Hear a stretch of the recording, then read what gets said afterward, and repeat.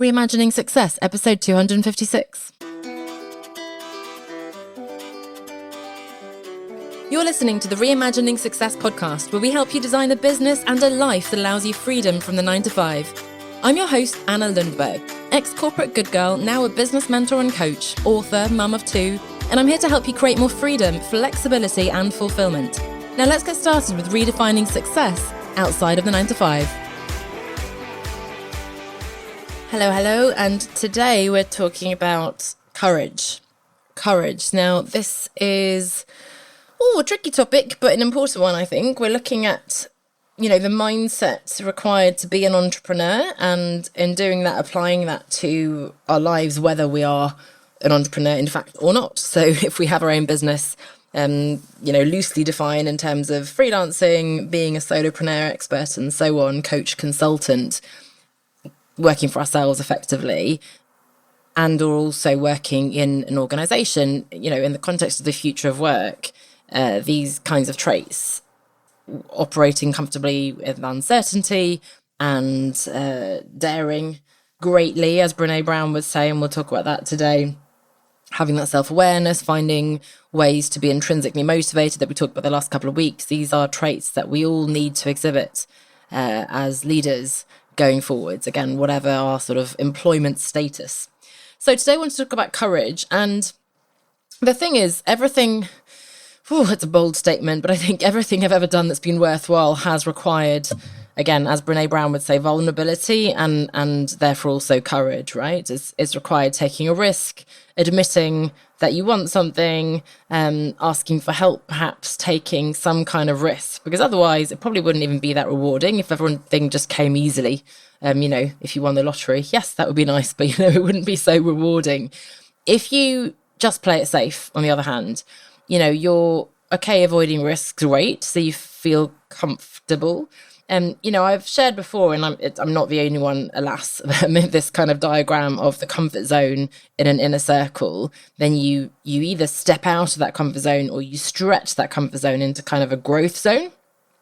That growth zone becomes your comfort zone over time. Outside of that, if you go too fast too soon, I think is the panic zone, or the anxiety zone. I think Amy Edmondson talks about in her psychological safety work, which we'll also talk about in a moment. I think there's actually an inner circle there, which is kind of the stagnation zone, right? I think Amy Edmondson calls it the apathy zone as well. So inside, because comfort, I don't want to be too negative about the comfort zone. Comfort, let's be honest, can be pretty nice sometimes. And if you're comfortable, if you've had a difficult time, if you're having challenges, relationships, health-wise, whatever, then actually being comfortable in your job is quite a good thing, so that you have the energy to focus on other things. So I don't think we need to paint the comfort zone all black and evil. But if you've retreated into sort of that inner comfort zone where you don't actually want to be there, that's the key, right?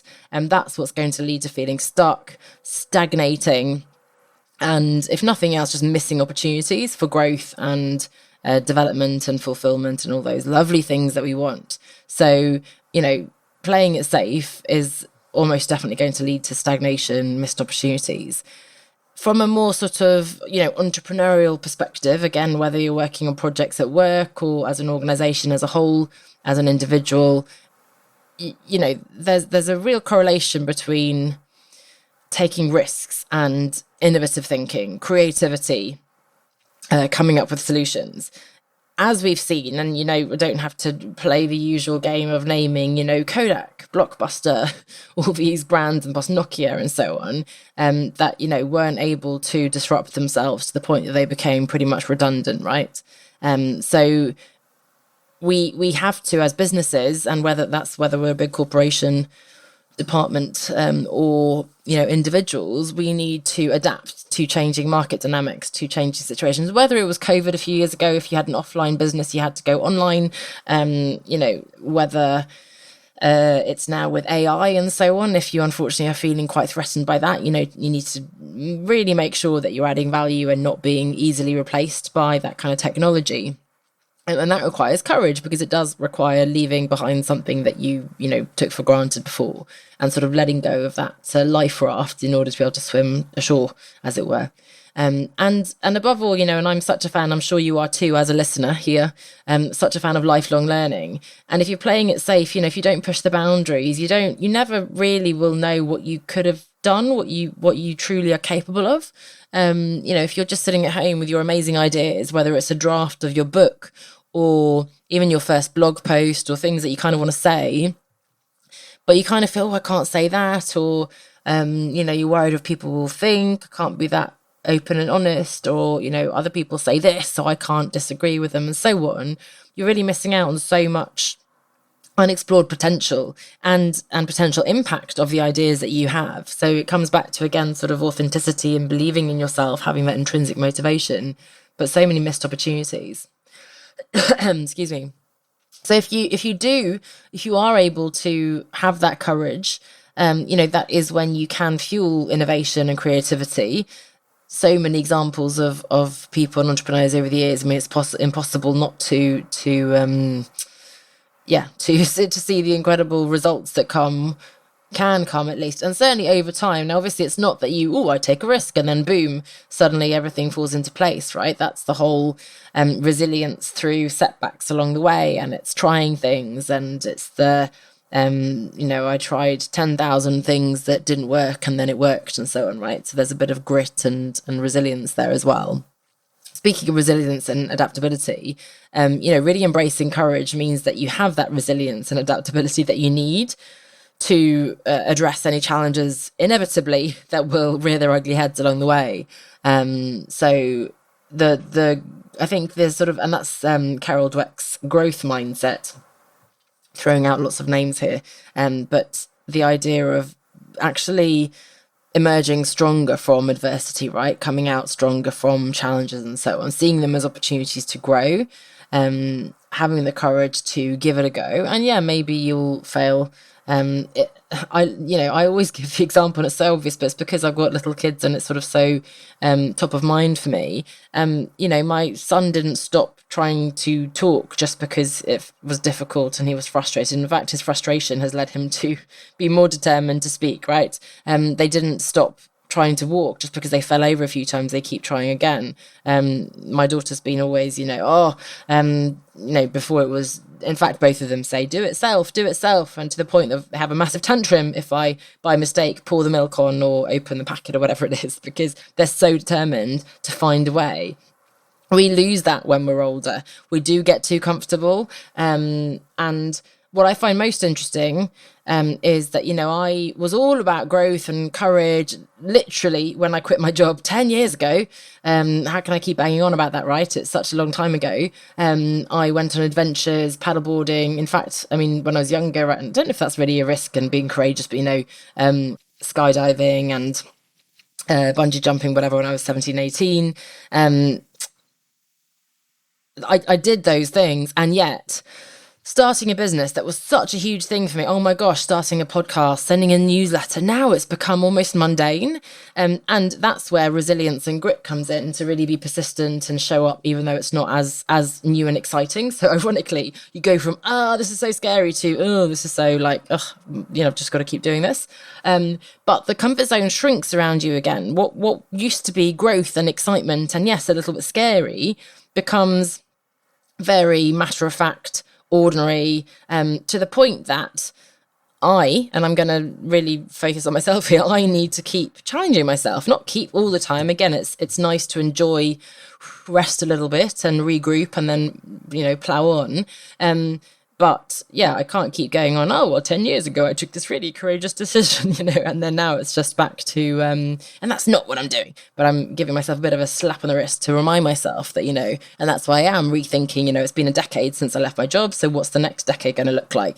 Can I come up with a new vision? Have my values evolved? In fact, all the things we're talking about the last few weeks, you know, we need to revisit them. And that courage that it took 10 years ago. And again, when I launched my coaching, I don't know, 6-7 years ago, and when I launched my first group program, and when I did my first podcast episode, and when I first published a book, blah, blah, blah.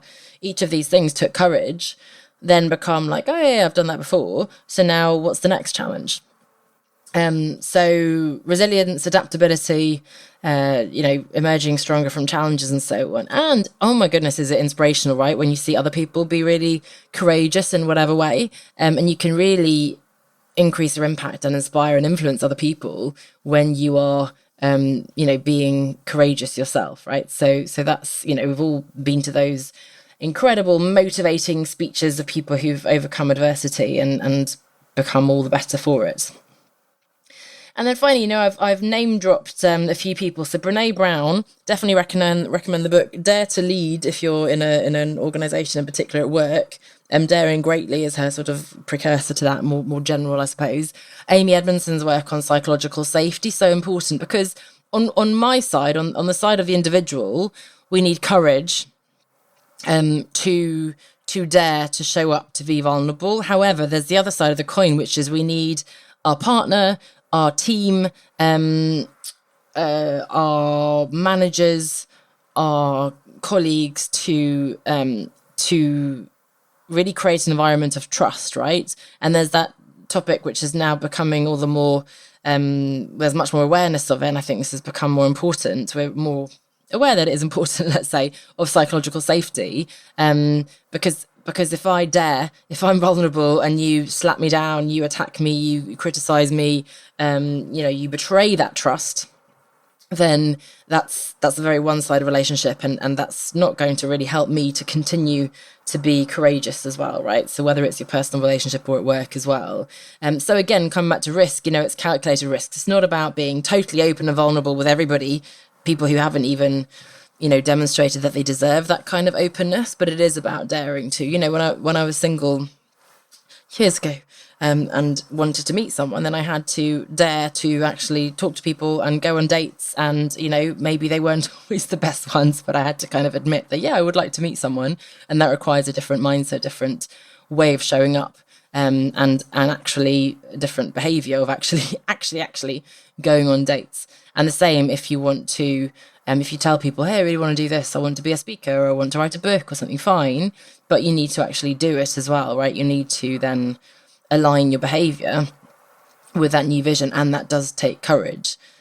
So that's then going to contribute to growth for you personally, for your business as well. Hopefully that's when new opportunities are going to come along, and for your team, for your organization, if you're in a company, in a corporate environment, and that's where exciting new ideas can come.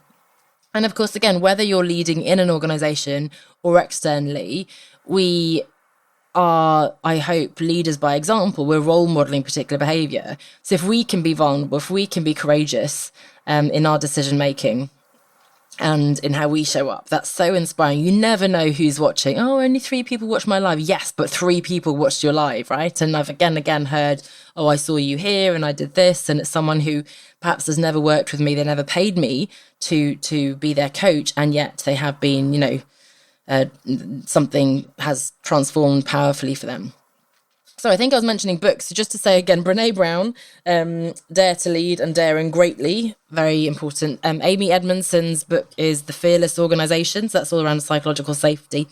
So those are 2 that are really important in this space. And of course, we'll talk about that in a couple of weeks, but Carol Dweck and Mindset, which is the growth mindset versus the fixed mindset. So I guess a call to action for you, a call to arms, a bit of a violent metaphor, to think about, okay, what's in my comfort zone right now? Go a bit in even deeper, sort of what's in that kind of uncomfortable, comfortable comfort zone. So where's that kind of apathy, stuck, stagnation feeling, that's sort of even deeper into your comfort zone? And also looking outward, where could that next opportunity for growth from? Where in your life do you need to show up with more courage? What would that take? I want to say to make you feel more comfortable with it. You're never going to feel comfortable. That's the whole point. But you need to, again, sort of mitigate the risk, get the support perhaps, that's going to help you feel more comfortable, more confident. And then, as someone said the other day, and I think back to that bungee jumping and skydiving I did, the saying goes, oh, jump, and then, the parachute will open, blah, blah, blah. But hopefully for most of us, that is the case. The scary moment is not when you're flying and going, oh my gosh, this is amazing. Why didn't I do this sooner? The really scary point is when you stand there. And in fact, my friend Kirsten and we went to New Zealand, Australia, Thailand, I believe, in our gap year. And we did the 3 bungee jumps in New Zealand. And she was ahead of me, and on the highest one, I want to say Ben Nevis, but that's not what it's called. It's something similar to that. Somebody knows what it's called, and we've got a video of it. She stands with her arms up. She's just about to do it, and then you can just see her. In my head, I can see her kind of, cover her face with her hands, because it's that moment. And well done, good on you, Kirsten, because she did actually jump, and then I did as well. But it's that moment of taking the leap that's scary.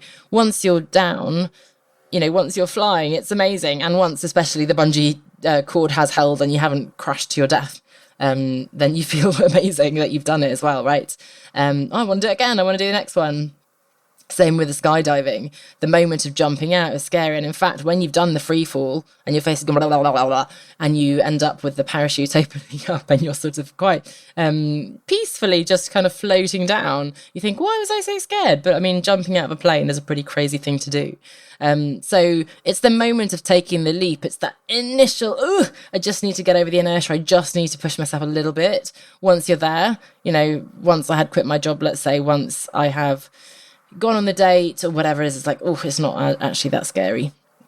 So I hope that's a bit of a call to action for you to think about again. Where are you a little bit stagnating? What step could you take? And in particular, remember, my brand is one step outside. So everything you've ever wanted is one step outside your comfort zone. And I'm giving you permission to not take the leap if you're not ready, but to take those incremental steps. Now, sometimes you do need to take a leap and the little steps are not enough. There is a moment at which there's sort of a point of no return. But in the meantime, by all means, find ways to kind of stretch, to push, to make the comfort zone more malleable and kind of ping it out to see where there's kind of a thinner point to that membrane where you can ultimately push through and get into that growth zone. So I encourage you to do that, encourage you to have courage, and wish you all the best. Looking forward to hearing perhaps where you have been really courageous recently, or where you're planning to be courageous going forwards. Next week, I have an interview for you, and then we'll be back for another few weeks on this Thinking Like an Entrepreneur series, and looking forward to sharing some more thoughts on that. So I'd love to hear your feedback as ever. You can email me at podcast@onestepoutside.com and ping me on Instagram, LinkedIn, wherever we're connected as well. Thanks so much for listening. I'll see you next week. Bye for now. Thanks for listening to Reimagining Success with Anna Lundberg. If you're getting value from the show, I would be really grateful if you could give me a rating and review so that more people can find us and start reimagining success for themselves. Thank you so much for your support.